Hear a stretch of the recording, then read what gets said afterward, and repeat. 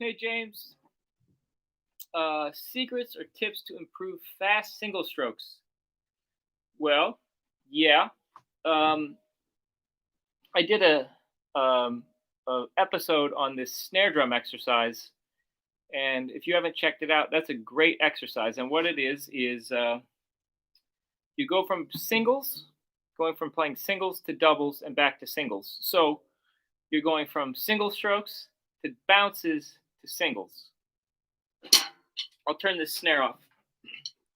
But what this does is it really helps you gain wrist control, which is all that's, as far as I'm concerned, that's where the single stroke speed and cleanliness comes from, is the wrist. So the exercise is this.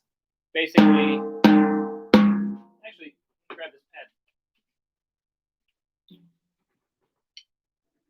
Exercise is this. Singles, 2 each hand.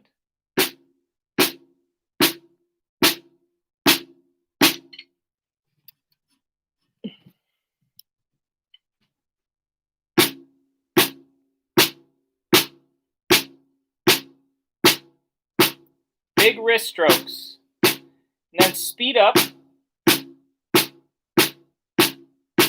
Full wrist. Full wrist.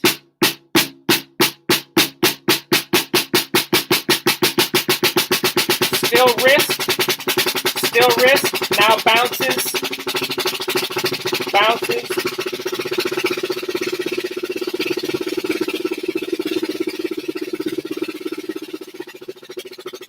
Bounces. Now I'm going to transition back to wrist. There. Now I'm back at wrist. Strokes. So even though I'm playing double strokes there, the fact of the matter is I'm getting my wrist to work so that when I go to play singles, it's kind of the same exercise.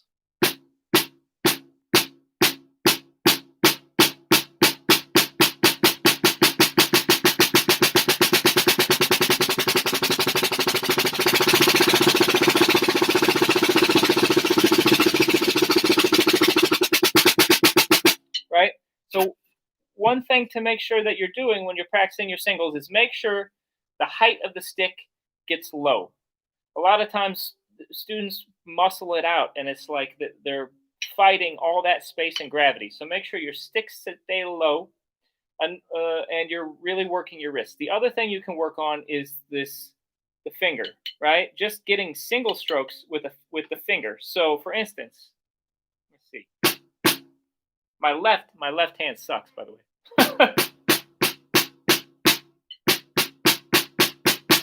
Right?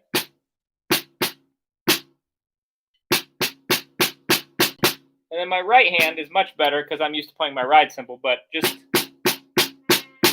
you see that? So I'm not using my arm at all. It's just all finger.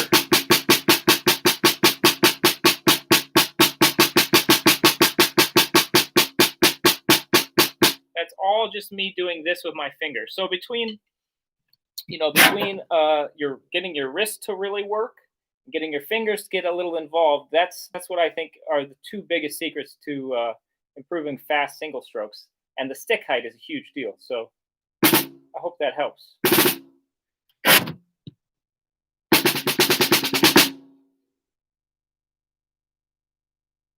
Yeah, good question, Brandon. I haven't done any episodes on learning tunes, and people keep mentioning that, so I'm going to. But what has always helped me is being able to sing for whatever, not like I'm not going to sing it. Nobody's going to pay me to hear me sing the melody, but I have to be able to sing the melody. That really is the secret, as far as I'm concerned, to learning songs with harder forms, such as Stablemates, Alone Together. There's some others that always trip me up.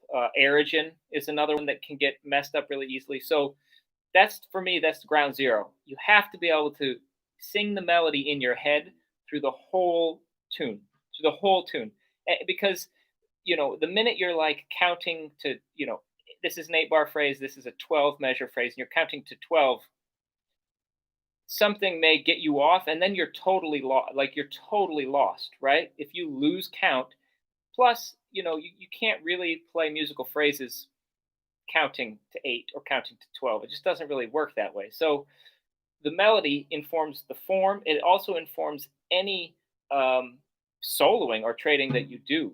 So that's the main thing, is the melody has to be going on in your head at all times. So let's see, thinking of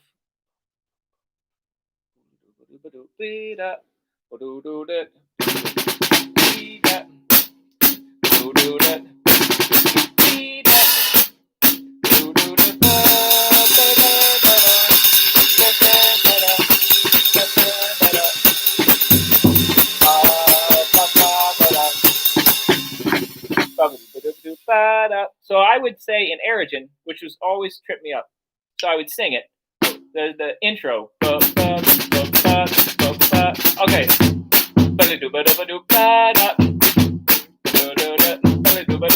I'm thinking, okay, two.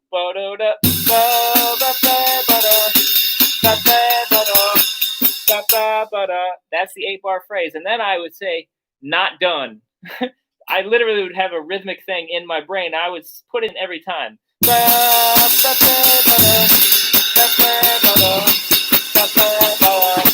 Not done.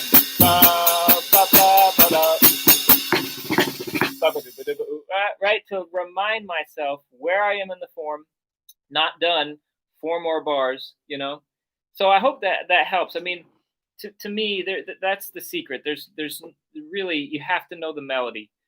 If you're on a gig or you have a rehearsal and it's an original composition, something like that, something that can be very helpful is listen for rhythmic markers in the melody or in the other instruments, and use them in your comping. So like monk compositions are not really usually very challenging form wise, but what's really great about the monk compositions is that they have these really great rhythmic markers throughout the tune, right? So you can just be like, mark it, keep it in your brain, and then mark it as part of the melody. So what would be a good example? Now I'm on the spot. So straight no chaser.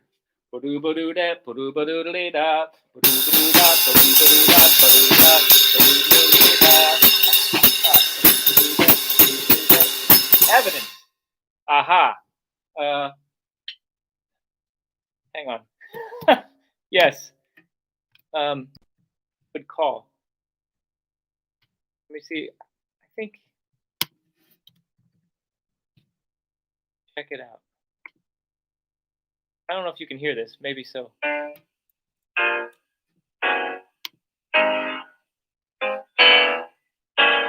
Can you hear that? Maybe not. Maybe so.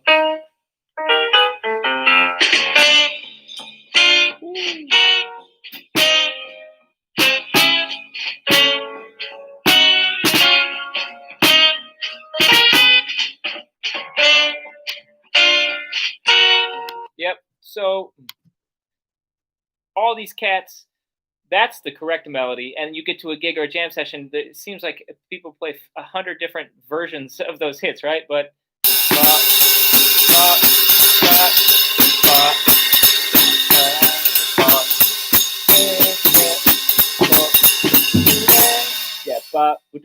so that's a good example. Like, if you just keep that going in your head, use the rhythm of the melody as you're comping, man.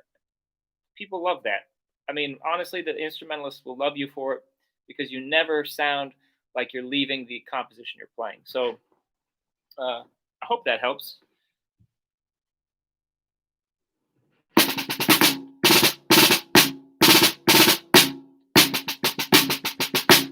Any other tunes you were thinking of? You know, actually, there's a song. Check out. This is my first live, but there's this song, this Horace Silver song, and it's called "The Outlaw," and it's super bad. Check this out. And this is a great one to practice learning odd forms and keeping the form, playing along with the recording. So this is "The Outlaw."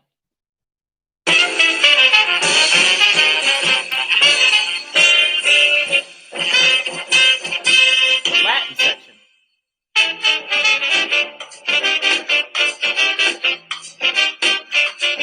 Back to swing. Back to the top.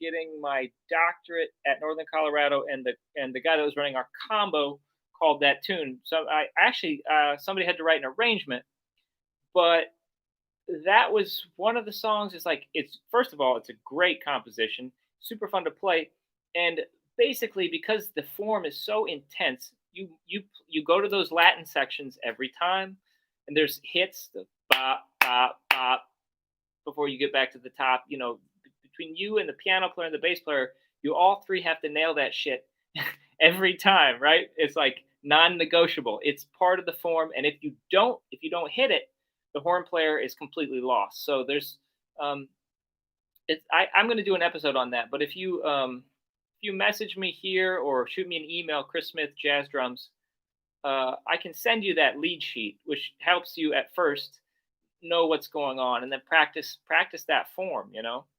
One other tip. I should all do this on an episode. I will, with due time. Is there's this tune, "Falling Grace," and it's a Steve Swallow song. A lot of people call it, a lot of people play it. For a drummer, for me at least, it's very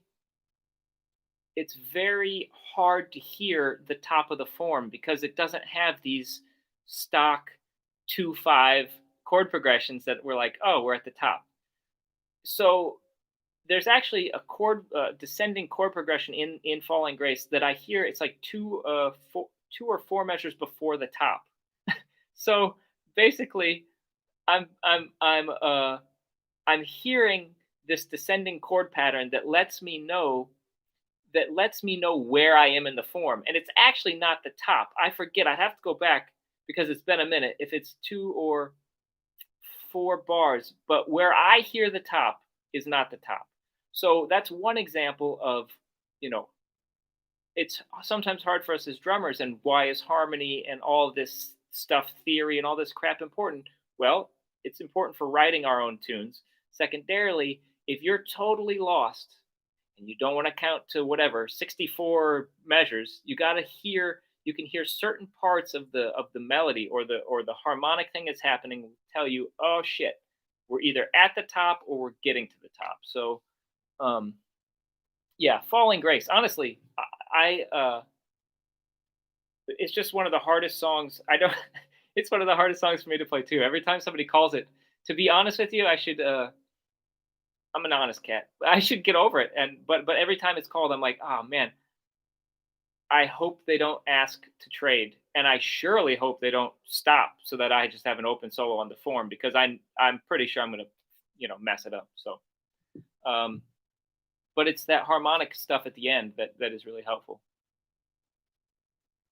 Yeah, Aiden, that's what we were talking about, that, like, the melody. As far, so for instance, like, if I first of all, if I have a gig, if I'm going to a gig, whatever, I don't want a drum solo on anything I can't sing the melody to. I just don't. I mean, I'll do it if I have to, but I don't prefer it. Right? I gotta know the melody.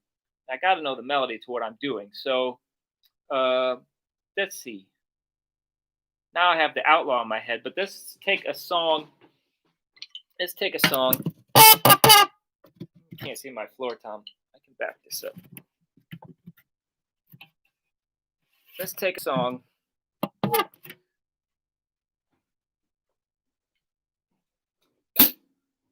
How about something not too easy? Somebody have a tune? Aiden, do you have a song you're thinking or have been practicing? Stump me. Who has a tune?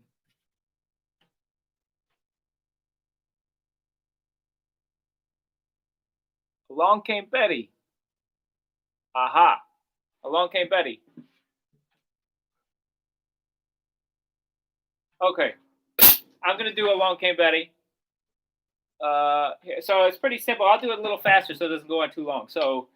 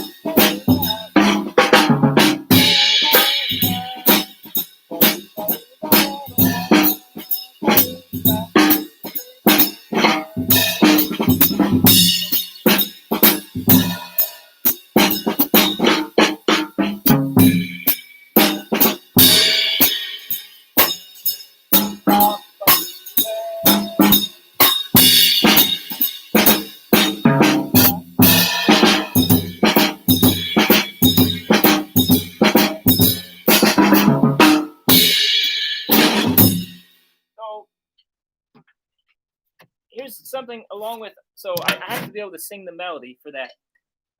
Thank you. Here's the other thing we didn't speak about is uh, sometimes if you are comping basically the melody, it gets a little. It can depending on the tune. Like for like Along Came Betty, it's not fast tempo. It's not necessarily. It's not a weird form. Most musicians know it. So to hold, if you don't have to hold their hand as tight, don't. So for instance, what I would say then is if I solo, I'm just singing the melody, ba, boo, da, and I have maybe two main options. I'm either going to interpret the melody as if I was a horn player, or I'm going to sing the melody and I'm going to solo around it. So this is what I was saying, going to say about not holding the other musician's hand too much. To comp the rhythm of Along Came Betty is probably going to be obnoxious to a better musician that you're playing with, right? But if you sing it and you comp around the melody, so the melody is the call and you're providing the response, it's keeping the melody in your head, it's keeping the form, it's making sense with the song you're playing instead of just playing chattery crap all the time, right? So for instance, and Along Came Betty is perfect. So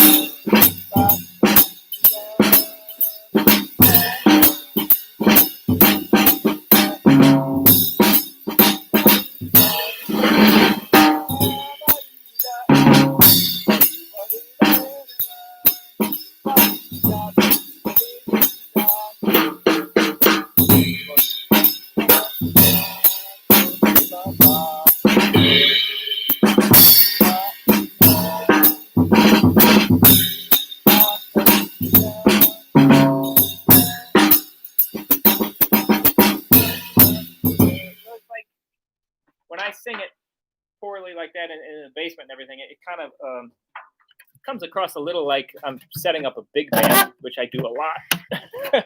I have that tendency, but I mean, in a group where people are comping and soloing, it doesn't come across as like you're setting up the melody or the big band. It's just comping, and it makes sense. So let's see, sing and solo around the melody. Yeah, exactly. One other thing I'll say, Aiden said the same thing that we had talked about. Basically, like you've heard it so many times, you've internalized it from doing it. Something that is really not talked about. Actually, it's never okay. So it's never been talked about by one of my teachers. But I was on this Zoom call. Every Tuesday, there's this Zoom call that takes place, and this week we were talking about Charlie Persip. And on this call is like Kenny Washington and Tane and Billy Drummond and John Riley and Adam Nussbaum and like Joe LaBarbera and Rich Thompson and Quincy Davis and Kendrick Scott. And all these people are on this Zoom call. Yeah, exactly. Persip. We were talking about Charlie Persip, and we were talking about his, singing, and we were talking about then Grady Tate singing, and it surprised me because how many drummers, Matt Wilson also said this, we've all sat down at the drums and sang the lyrics. Okay. So more than the melody, we sang the lyrics like, and everybody was agreeing like, yeah, I do that. I do that. I do that. And so I think one of the best things I ever did for my own playing as a kid growing up in Iowa. So I grew up in Iowa, middle of nowhere, right? I didn't have a drum set teacher. I just listened to records. But putting on vocal albums and playing along with it, not only do you learn the phrasing of the melody, you normally learn a good tempo for it that isn't crazy. Like, it's not like, you may learn a tune from a Sonny Stitt record and Sonny Stitt burns it, but the majority of time it's never played that tempo. So vocal records give you an amazing starting point for how the melody sounds, how it's phrased, tempo, and then the lyric is like one of those things that also really helps you keep the form. Especially, a lot of those tunes don't have weird forms, but the lyric really informs your playing, right? And helps you just it's just another marker for helping you know where the melody is and where you are in the form. Plus, I love going to a gig with a vocalist and making sure they get the words right. And if they don't, you bust them on the break. Like you didn't get the lyric to the bridge right when I heard that, so you can lay their feet to the fire too. Let's see, Aiden. It's a big help because there aren't often many embellishments on the melody. Yeah, yeah, yeah. Exactly, exactly. It's just like straight up. And I love Carmen McRae. I love Ernestine Anderson. I love Betty Carter. Um, you know, I I start listening to the vocalists for the vocalists, but it's like I want the rhythm section to be happening. Like this Betty Carter album with Jack on it is, let's see, what is it? Betty Carter, Fire, Feed the Fire. This is like, you know, Jerry Allen, Dave Holland, Jack Keeson.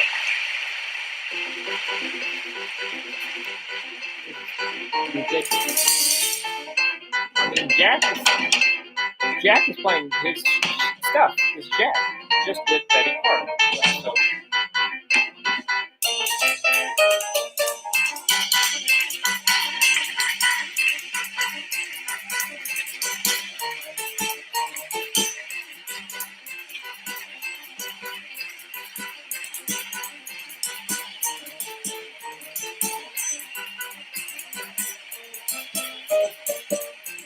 Right, so then. Oh, thank you very much.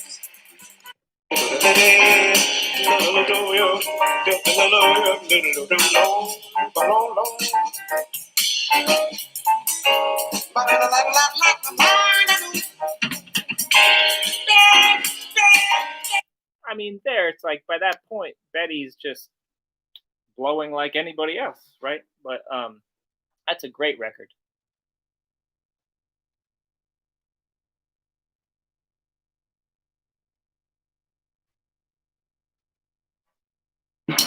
I've been trying to practice my playing in 3, which is not easy to do.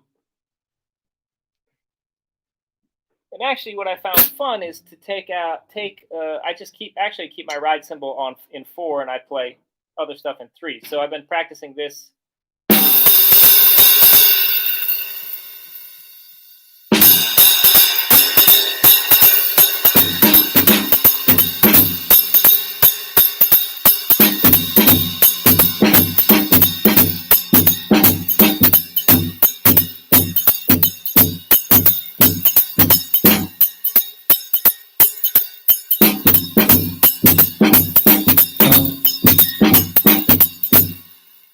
So my cymbal's in 4, and then I'm putting 3/4 comping. I'm actually reading through this John Riley book. What the hell is this called? Jazz Drummers Workshop, which is just basically a bunch of mostly stuff he published in Modern Drummer that he compiled. But I put my feet in unison. My cymbal's in 4, and then my snare drum is playing the stuff in 3, which is pretty fun. So it sounds like.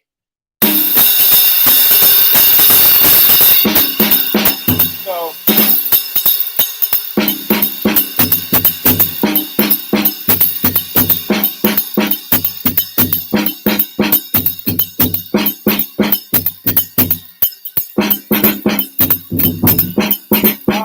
Slower.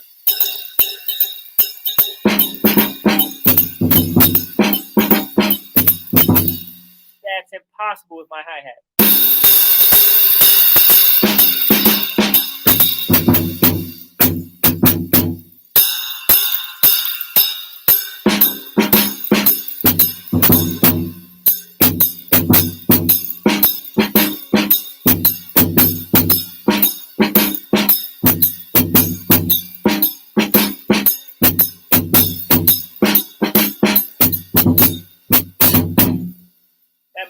kind of work. But, you know.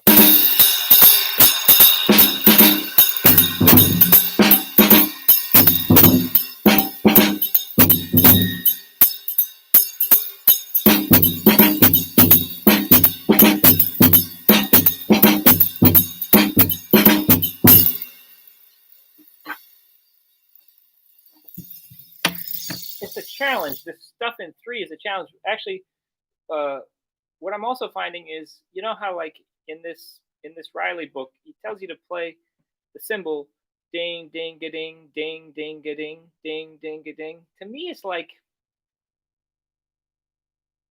it's a great book, but I would like my ride cymbal to be fluid in 3/4. I don't want to mark like 3. I don't want it to feel like it's starting and stopping. So basically, when I'm reading through these things in 3/4, the 3/4 comping, I'm letting my ride cymbal do it whatever it wants. I don't care if it stays in 4, if I play all quarter notes. To me, that it sounds better when it's just fluid to be able to do what it wants. Now I understand the independence thing of like when you're playing in 4 to ding ding a ding ding a ding ding a ding for that beat to stay steady. That's one thing. But in 3, it always seems like it should be more fluid anyway. The cymbal. Yeah. So this is actually quite. I mean, this is a heavy cymbal. It's like Jack DeJohnette kind of vibe. How do I get this better? That's shitty. There we go. So this is a Dark Energy ride. It's a 21-inch. I think it's like 2,500 something grams. It's not very bendable. It's firm. But it's a great cymbal. It's about 2,500 grams. And the thing with the Paiste compared to Zildjian, which is good in a different thing, the Paiste is cool because they're consistent. There's less difference between weight. So basically, if you got one, it probably would sound exactly the same as this, especially in this line. The Masters Paiste cymbals, they have a little more hammering. So there's the variety in the sound from cymbal to cymbal is different. But basically, this signature Paiste Dark Energy ride, they all sound the same to my ear, at least. But like 2,500 grams. It has 2 rivets in it. I have 4 holes in it, but only 2 rivets. So.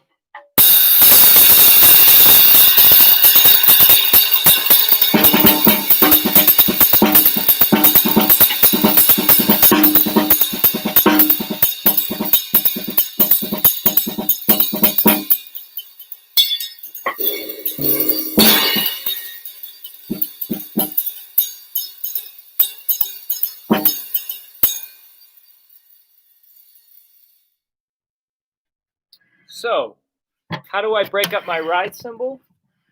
I have a couple ways to practice doing it. One more question from Aiden. I do use it for a big band. I do. I have before at Birdland. I used to pre-COVID. I played at Birdland every Friday with the Birdland Big Band, and the cymbal worked pretty well. But it was it's a little dry, not dry, but like it doesn't have a lot of body. It has a ton of stick sound, so it kind of depends on the room. This works great in a big band because you can still crash it. The bell is awesome. The stick sound is very articulate, so the band can really hear it. So I would say this is a great big band cymbal. For me, in Birdland, it's a very dry room, so it dried out the cymbal even more, and I felt like I was almost playing at times like a flat ride. There wasn't enough wash of the cymbal underneath the sound to sort of support the band. So this is good with a big band. My go-to is a 22 Masters Dark Paiste with 1 rivet. That to me is the best big band cymbal. It's actually I love it better than Zildjian stuff for sure because it has a little more articulate sound to it. So this is the 22,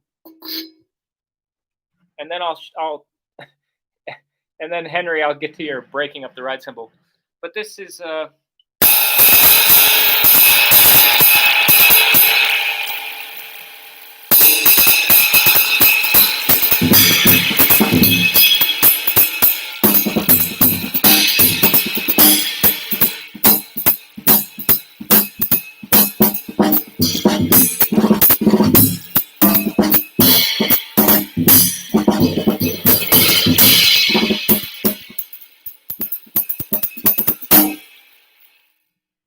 That's my favorite one because it's, there's no funky pitches in it. It has like trash to it underneath because it's really hammered and all that. But sometimes Zildjian cymbals, the pitches can really get funky, and then it plays tricks with my ear with the pitches that are going on in the band in a live setting. This is perfect. The stick is perfect. It's got that feel underneath, so it's good. Breaking up your ride cymbal pattern, I think the first step that you can try is, I'll actually do it on this tom so you can see it, but so you're going to go.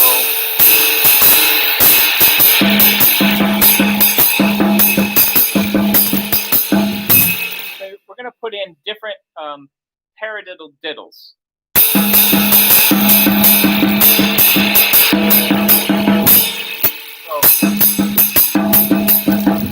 these are actually, I said paradiddles, these are double paradiddle. So we're going to do a double paradiddle and then a double paradiddle starting with your left coming off the tom.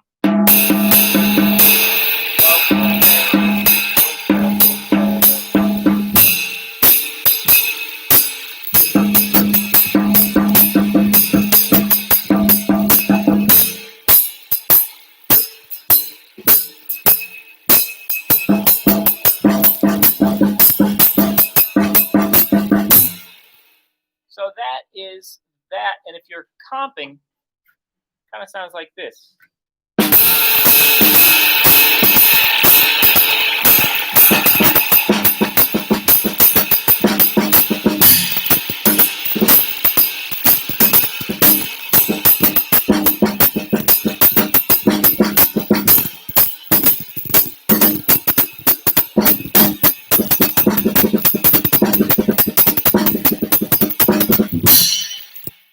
Right, so you're using rudiments. A good starting point is to use rudiments to break up your ride cymbal pattern. Another thing to do that is done by Al Foster a lot is play the reverse beat. That gets you, starts with some simple comping things because it'll trip you up, but you're going to reverse your cymbal beat. So it's going to be 1 and 2, 3 and 4. So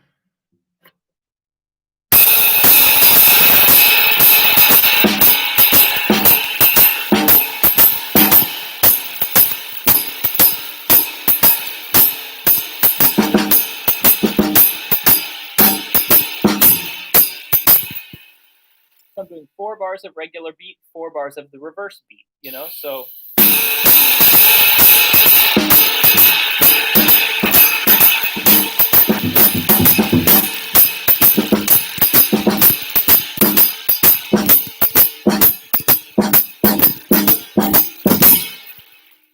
And so that's another way to get your hand on your ride cymbal changing up the pattern, Another good thing to do is trying to play 3/4. So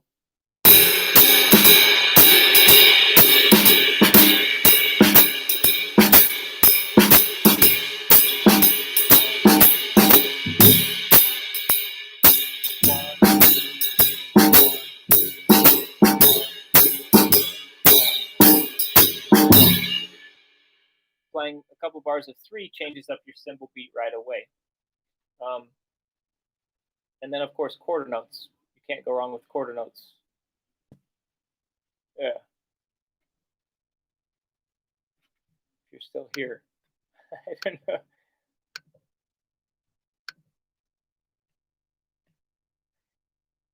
Oh yeah, okay, good. Like I said, I was hoping. Yeah, so there's on my Jazz Drum Hang. I don't know. I just launched this new site, which I hope everybody checks out. But there's 2 episodes on this sticking called the rub-a-dub, which is basically using a right, left. That's another awesome way, probably the most famous way to break up your cymbal beat. So you're going.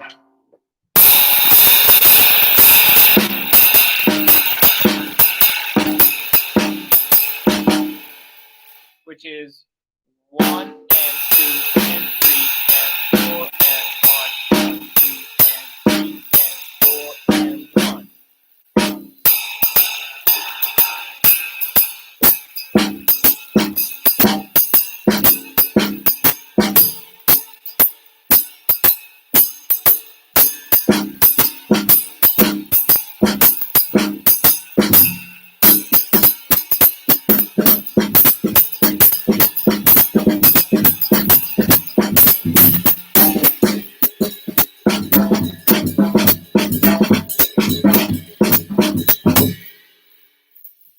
The rub-a-dub. So that's at Jazz Drum Hang, for sure. It's an important one.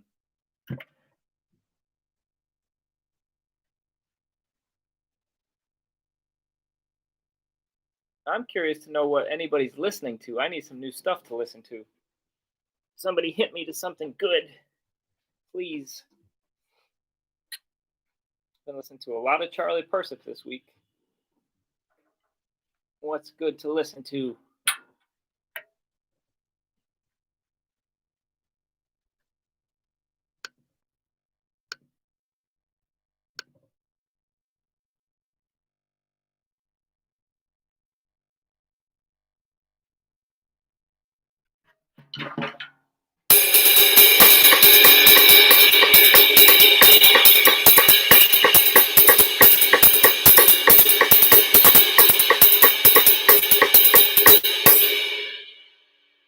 Oh, man.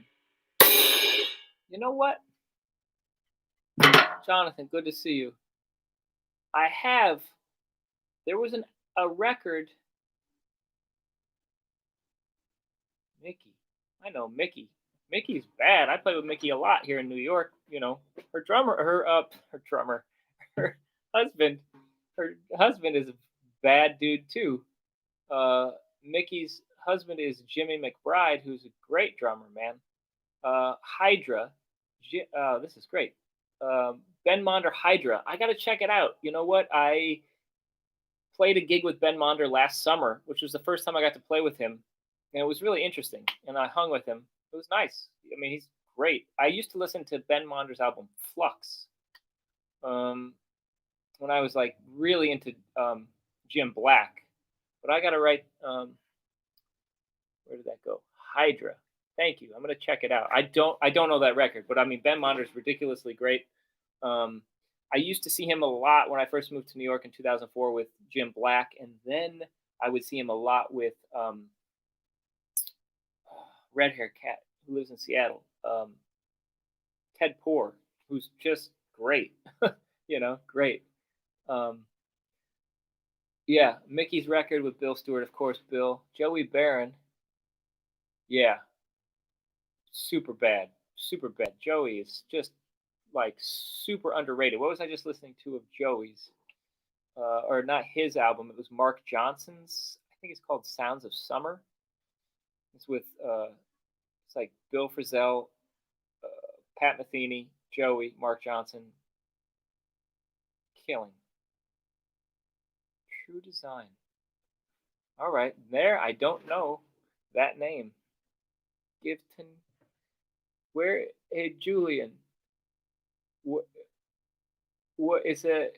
That album you're talking about? Where are those musicians from?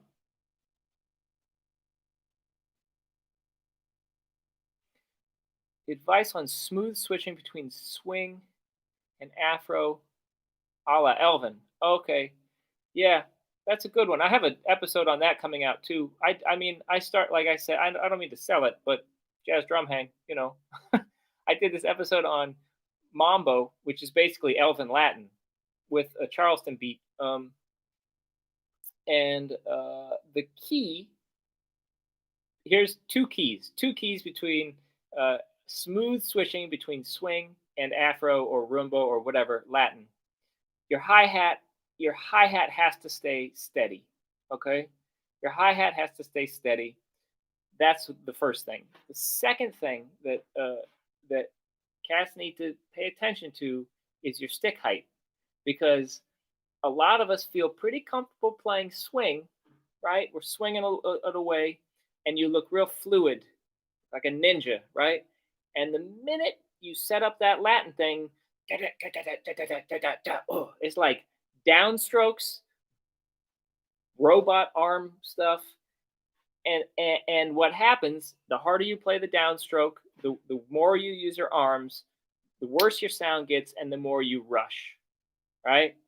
So I find that tendency of most drummers is to rush the Latin. You slow down the swing when you get to the swing, and I think that's because of your motion, legato motion with swing, then legato motion with the Latin thing, and really focusing on the hi hat, making sure your hi hat is not speeding up or slowing down. So. Um,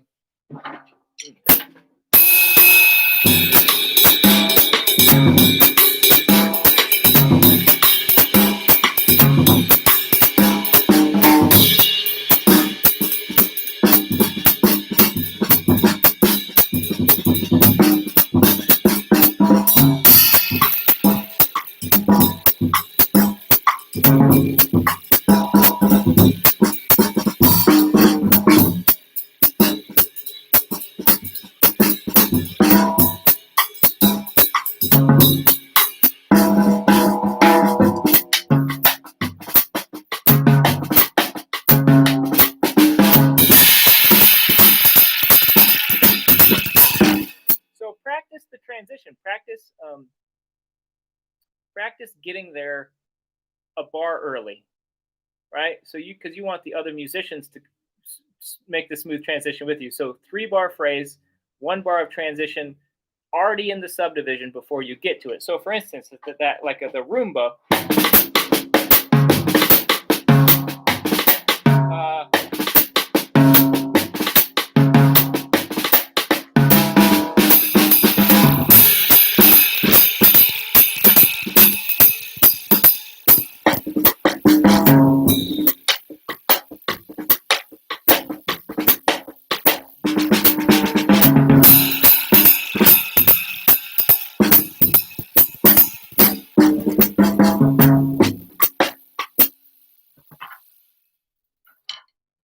So practicing the transitions not as 4-bar blocks, but as 3-bar blocks, basically, so you get there. You're the on and off ramp to the success of the musical group getting from one field to the next, right? So you got to beat them to it. You can't build the on ramp as they're driving up it, or they're going to crash their car, musical car, that is, if that makes sense. So hope that helps. Hi hat's the key, relaxed motion all the way around, and fills rush because we play them too hard. Don't hit into the drums. Let the sticks bounce. Subdivide the stroke. You won't rush. I promise. It's a known fact. Trumpet player. New York. Kyle Benford plays drums. Super heavy. I got to check it out. I appreciate you hipping me to that, because I don't know. Cool. I'm going to check it out. And Endangered Blood. What a name.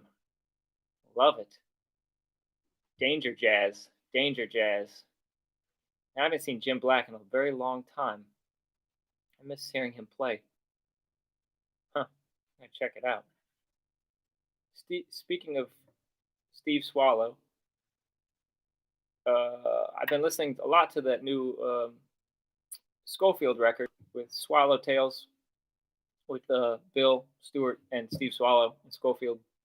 I just ordered it on vinyl. I don't have any. I love vinyl. I don't have any Bill Stewart on vinyl. So when I saw that was coming out, I was like, yeah.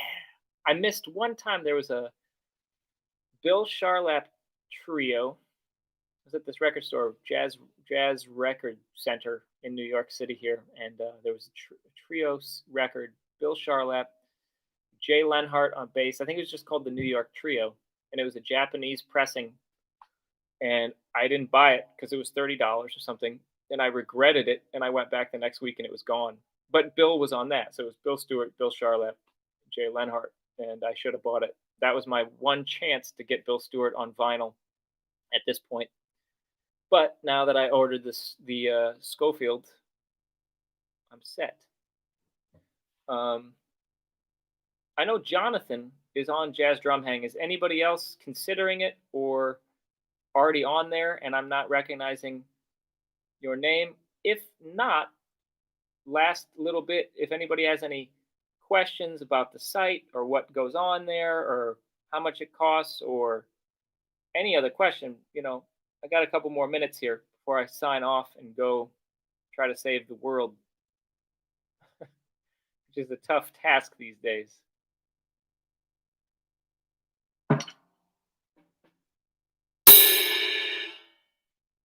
Monthly cost is $15 for basic membership. Thank you, Julie. Thank you, Jonathan. I'm glad. I just launched, so it's like it's always nerve wracking to launch something, and I'm keep trying to make the site easier to navigate and this and that. It's $15 a month, and that includes hundreds of hours of video. There's I don't know how many episodes are up there now, but it's years worth of me doing these videos, and a forum, which is a good thing. And so what $15 gets you is at least eight new episodes every month. So it's maybe like less than $2 an episode because I'll release 2 every week. I have about 8 to 9 months worth of episodes completely done because of COVID. When touring and gigs and teaching, all this stuff stopped. I'm like, I'm going to launch my site not because I'm like, not for the monetary, just because I had the time to really get it together. So I have all these episodes. So you'll get 2 every week. That almost all of them you won't be able to get anywhere else, not on YouTube, nothing. And then the forum, and then there's a virtual studio, which is $60, and that is video exchange lessons, one-on-one instruction. That I'm super excited about because I love working with drummers individually to hear you and to try to help you get better. So the virtual studio is a great thing because it's only $45 more than basic membership.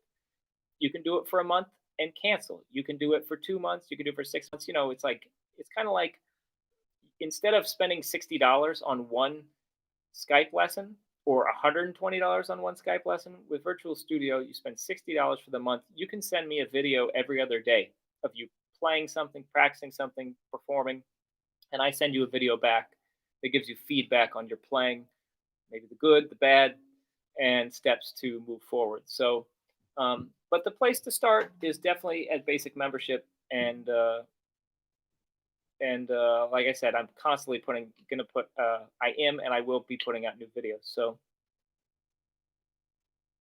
yeah, I mean, the college thing, I totally get it. Like, the thing about this is you can just jump in and out as you.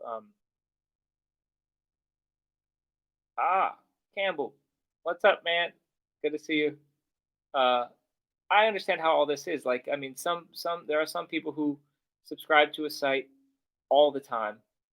But that's kind of rare. Most people like to jump around, and sometimes you have bread, sometimes you don't. Sometimes you're busy with school.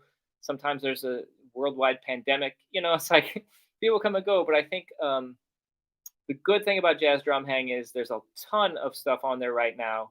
And like I said, every week there's more stuff. So you go away for a month, you come back, you've missed eight new episodes, which for $15 is really not bad at all. If you go away for 2 months and you come back, you have 16 episodes you missed. You know what I mean? So I think it's ideal for people wanting inspiration and to be able to download. You can download the transcriptions as part of the lessons and take them and work on them, whether you're a member or not. So I know there's a lot of options out there. Everybody's teaching. There's so many drummers that are scrambling for this, but I've been doing this for years. This is what I do anyway. So they'll fall by the wayside, and I'll still be here. I know that. All right, one more question here before I gotta sign off. How do you approach solos to make sure you don't play the same thing repeatedly? That's a good question. Vocal transcriptions, changing my approach. Aiden, thanks, man. I hope so. Like I said, also right now, if you go to my YouTube or if you follow me on Instagram, there's a link. YouTube, there's some videos up explaining and showing you jazz drum hang, and in the description is a link that gives you an offer. So you start membership, but it's a free 7-day trial. So you're not charged until the 8th day. So you sign up, check it out, stay or go, but there's no risk, right? So check at least check that out. I hope to see you in there. The question about playing the same thing repeatedly, I've been thinking about that a lot too, actually. First of all, if I would like to play the same thing repeatedly. Honestly, I've been thinking about this. I mean, think about your favorite drummers. Think about Elvin, Lewis Hayes, Bill Stewart, uh, Art Taylor. I mean, just like think about Persip. I mean, Roy Haynes. Like Roy Haynes is one of the greatest drummers ever lived, and Roy Haynes kind of plays the same solo. And now I'll be banished. Roy Haynes has kind of played the same solo on the same tunes for the last 25 or 30 years of his career. And yes, maybe he can do that because he's Roy Haynes, but I think there's also something to that because he has a vocabulary. He has things he plays naturally.